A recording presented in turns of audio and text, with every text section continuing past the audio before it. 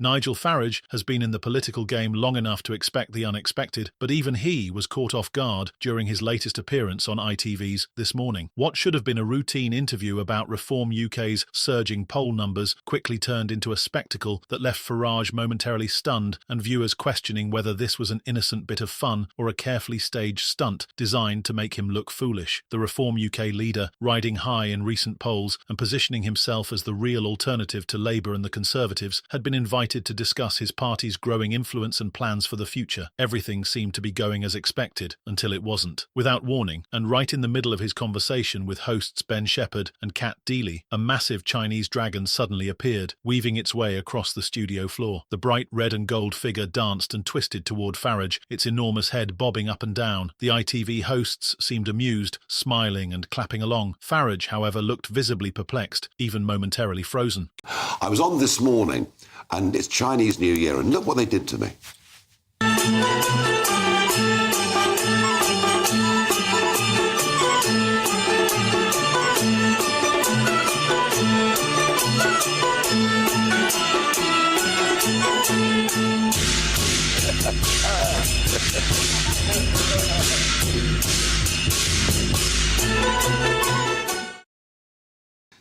Yeah, I kind of thought surrender was the only option in that situation. Anyway, you've got to go with the flow. An amusing start to the day.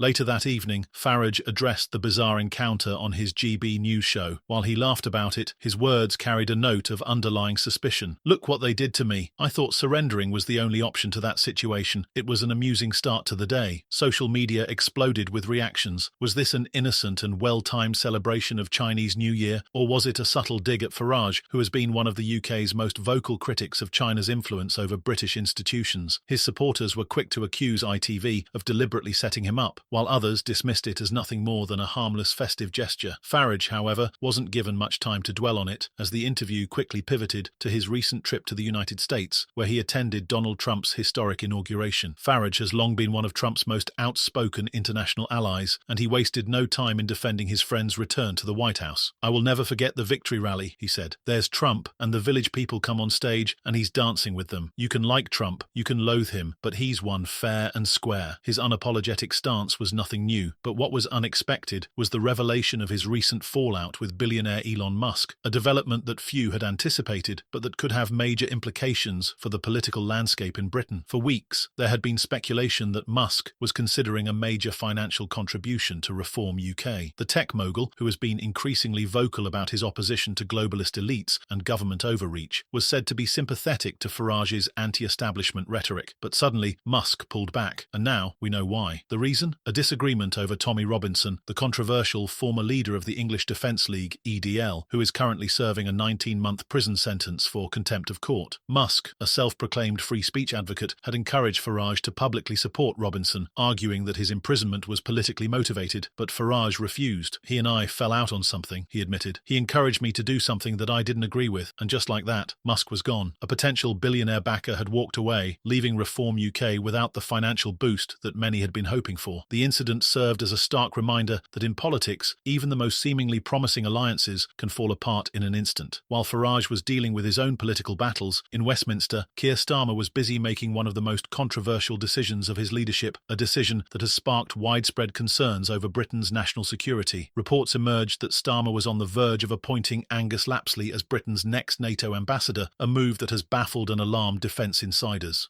Lapsley, a career diplomat, is best known for one thing, and it's not his expertise. Back in 2021, he was responsible for one of the most embarrassing and dangerous security breaches in modern British history. While working on highly sensitive defence matters, Lapsley lost a top-secret government dossier at a bus stop.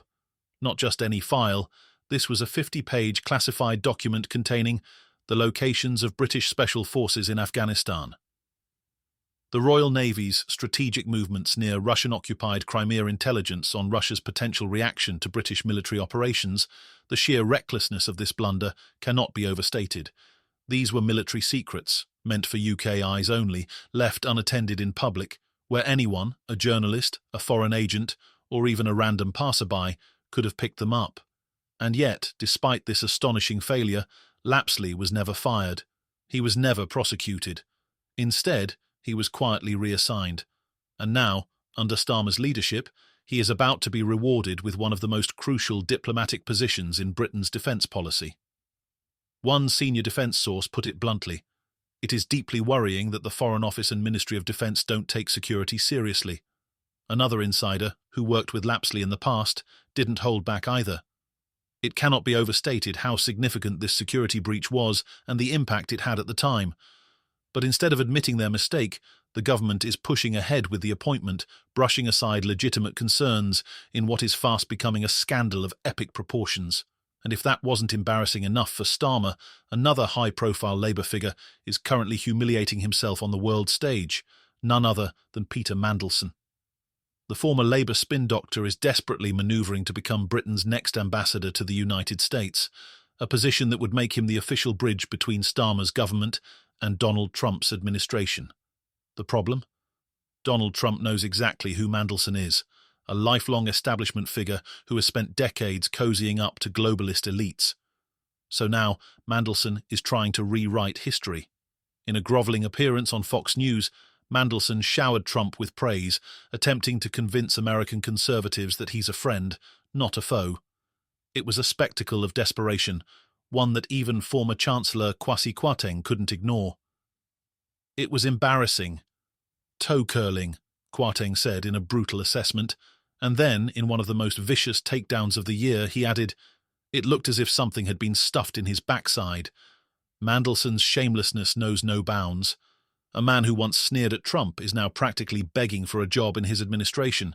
But the real question is, will Trump fall for it? Or will he see straight through it? With Farage facing unexpected political obstacles, Starmer handing top security jobs to incompetent officials, and Mandelson humiliating himself in his bid for power, one thing is clear: British politics is descending into pure chaos.